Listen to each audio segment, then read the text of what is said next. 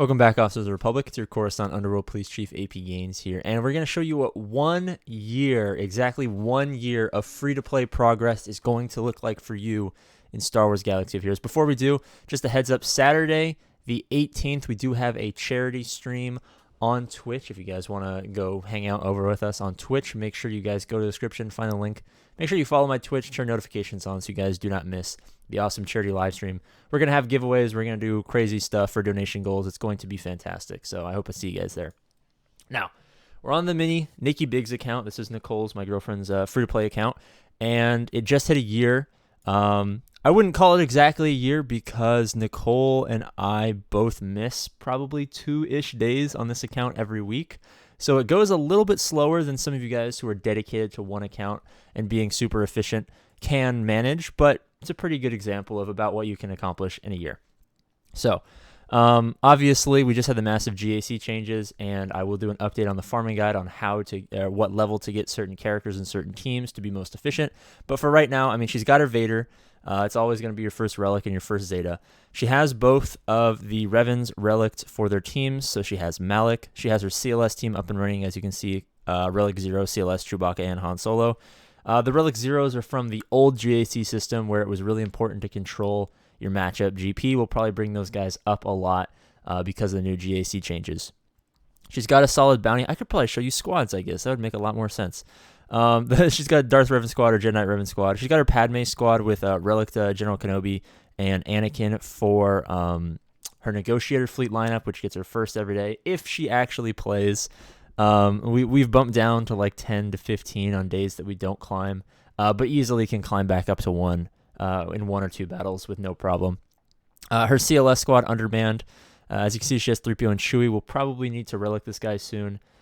Just because of the new GAC changes. It's going to be important to have all of the characters high relics to get the most out of this team. A Bounty Hunter squad that's pretty standard, helps you get 7-star Chewbacca. We'll probably start working on Grief and Mando just to make sure this is a more effective squad. She does have Aura Singh, so maybe bring Aura Singh up there to go Aura Singh lead, Bosk, Django, Mando, Grief, or some sort of combination of that to beat Darth Revans and stuff like that, especially since GAC is going to be so important. Some pretty weak Geos because putting too many resources into them is probably not the best idea, and I mean, she's probably never going to have a 7-star Geonosian Brood Alpha. And then she has her Traya and Darth Vader, and then, you know, some Rebels she got for CLS. So what else does she have? The big hallmark of a good free-to-play account is definitely having solid ships. Negotiator is at 7. She just finished TB, so we actually might be able to 7-star Negotiator on the video for me if Capital Games can just stop sending me a million pop-ups. As you can see, this is going to be the proof that she doesn't play every day, is a little bit of backlog from, as you can see, she's dropping down to 24. Oh, I forgot, her guild did light side GOTB, so she's not going to be able to 7-star her Negotiator because her guild made the mistake of going into light side territory battles. That's actually heartbreaking. She's going to have to wait an entire another month. So guys, make sure if you can even attempt light side Geonosian territory battles, even if you get a couple stars, it's always going to be more beneficial than, you know, doing really well in light side TB. So don't make the mistake that Nicole's guild made and do light side TB. So since ships are so important for the free-to-play player, less so now because you get crystals from GAC, so now having a really good roster following the APGAINS approved farming guide, as well as having good ships, is going to be really good. But back in the day, it was pretty much just having good ships because Squad Arena was all the people who would rush Galactic Legends, who've now been completely screwed over. And my condolences to those people who did not follow the APGAINS approved farming guide. I did warn you, and now it's come to fruition, and you guys are getting absolutely shafted. So swift recovery to your accounts, but make sure you try to get into a guild that does dark side GOTB, and if you can get into a guild that at least attempts light side TB, you're going to do a lot faster. But I understand that, you know, if you guys aren't good at going around asking people in chat, asking people in the comment section or in Discord, link in the description if you guys want to go find a guild. It can be hard to get into those, I wouldn't say upper level guilds, but there are thousands and thousands of those guilds who do both TBs and are just looking for players to join. And I understand it can be a little time consuming or tedious just asking around trying to get you into a little bit better guild. But if you can, it's definitely going to pay dividends on your account, especially if you're an early game free-to-play player. So Get into a good guild. Nicole's guild, would I call them good? I wouldn't really call them good, but serviceable for the level of competition she's at. Since we play about 5 out of 7 days a week.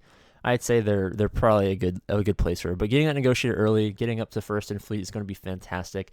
Nicole's entire account, all 1.5 million GP basically, was entirely built off the back of good fleets. As you can see here, yeah, she does have Aura Sing. She does have Nihilus. She's trying to get her trio up and running. She's farming a little bit of Scion. Probably take those guys up to gear 12. Marauder in there, as well as I think she's farming Sith Empire Trooper to have like a really, really solid Darth Revan team. The Ewoks are, of course, all at 7 stars, and will start to come up in terms of gear so that she can unlock C-3PO, bump C-3PO up. And then if you notice down here, she's got the droids, as well as Asajj Ventress, Shaak Ti, and General Grievous. Droideka down here, because she will be going C-3PO into gas, and then from there she will be pushing Jedi Master Kenobi. So the entire plan has been outlined incredibly well. We will have an updated free-to-play farming guide for you guys with graphics and, new one for the new year for 2022. That'll help you guys make sure your accounts are the best possible to do good in GAC, to do good in fleets. Make sure you're getting that good free-to-play crystal income, because we don't want you guys to fall behind like a lot of the Galactic Legend rushers have eventually fallen behind, not only before but especially now. So if you're a new player, make sure you guys subscribe, I guess, and look out for that updated farming guide, because it is going to be incredibly important for you guys to build good rosters free to play. You don't want to fall into the trap of not doing good in GAC, not doing good in fleets, not having a lot of crystal income, not being able to do your refreshes, and just kind of either slowly going or being so frustrated that maybe you even spend money, and we don't want you guys to spend money. So we're going to make sure that you guys get all the way up there. Another thing that a lot of people ask me about, which is I have a different opinion than most people. I prefer Zetas on the Darth Revan unlocks as opposed to Gear 12. Karth's gear was so easy that it was just more practical to Gear 12 him as opposed to slap a Zeta on him, since I didn't have a Zeta at the time. But for a lot of the requirements for the Darth Revan event, or Darth Malak event rather, people are always just Gear 12 them. Zetas are more valuable. Honestly, they're not the worst team in the world. They're a good backwall team to steal a couple of banners, I guess. But the Zetas, honestly, you're going to be pumping out Zetas like nobody's business with this account. So, I mean, if you can slap a Zeta as opposed to saving up for Gear 12, just pick which one is best for you guys and do it accordingly. So, thank you guys so much for watching. We're trying to get 15,000 subscribers. When we do, we will go to Capital Games headquarters. We will break in. We will steal the one laptop that they use to control the entire game, and we will give every single player in the entire world, every player from Russia to China. I don't know if they play this game in China. Minus 10,000 social credit. From Russia to Germany to South America to the United States. It doesn't matter where you are. We will give you 1 cup shard by taking over the game for ourselves. The 69th precinct will rise up. Shout out to my 6%. It's officially been 8 minutes. You guys are fantastic. 6%, this is your prompt for the video. Let me know of the 2 IGL logos that are already been in on the t-shirts in the merch shelf. We just finished the Annihilators logo. We're going to get that up and running. But just let me know what you think. Is it cool? Are you excited for the IGL? As always, I love you guys, and I'll see you later.